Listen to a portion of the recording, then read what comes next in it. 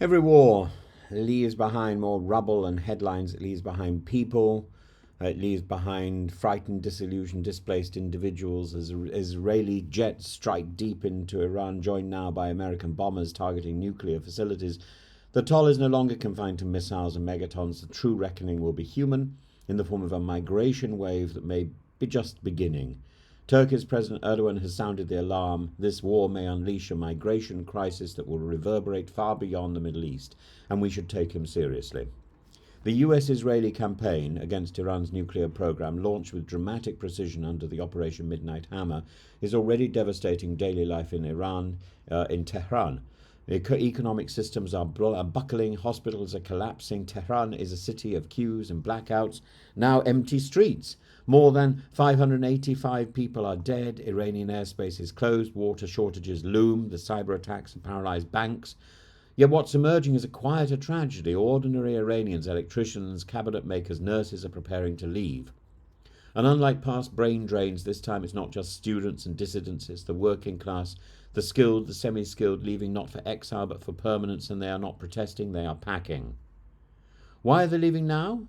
As a sociologist, Mehrdad Davishpour notes, Iran's middle classes have long harboured doubts about the regime, but what is new is this: people are emigrating not for politics but because they simply cannot live.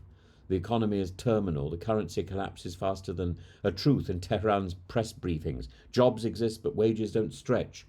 An electrician in Tehran earns £200 a month. His friend in Canada owns a boat and drives a big car. This is not about ideology, it's about bread. And crucially, this is not a circular migration. They're not coming back. Even the invisible remittances that states rely upon may never materialize. Who would send money back to a system they no longer believe in?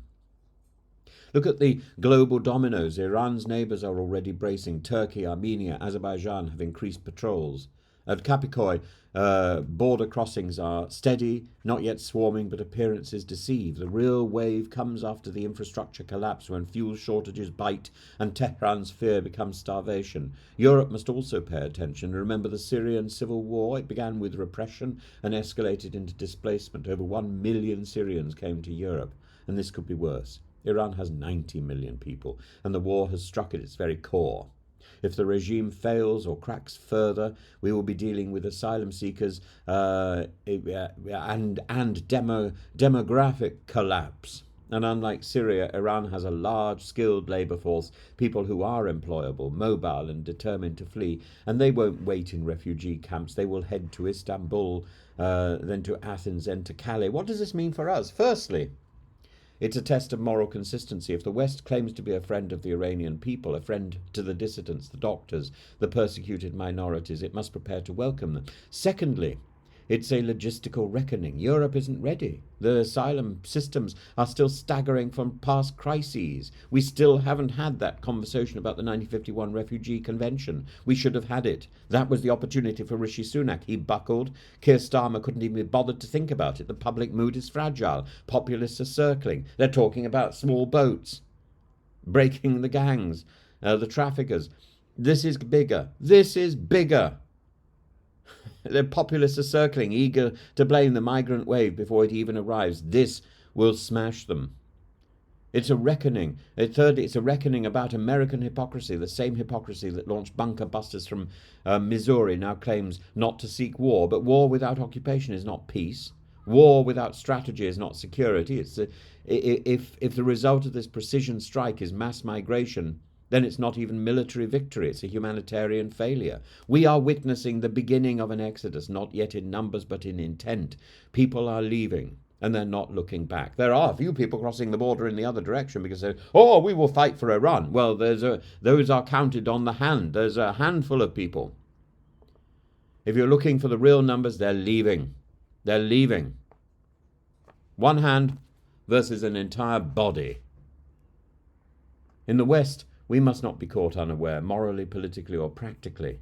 If we care about peace, if we care about human dignity, we must act as if the people displaced by this war are not a threat, but the very proof that peace was not pursued. As Pope Leo XIV has said, no armed victory can compensate for stolen futures. The migration wave is not a side effect, it is the outcome. And our response to it will define the legacy of this war. And we start.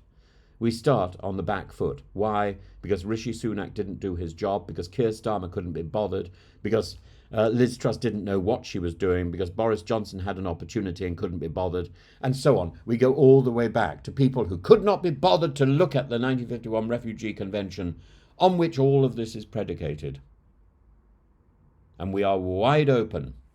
We are wide open to another wave, and this time it will be a flood of migration from Iran.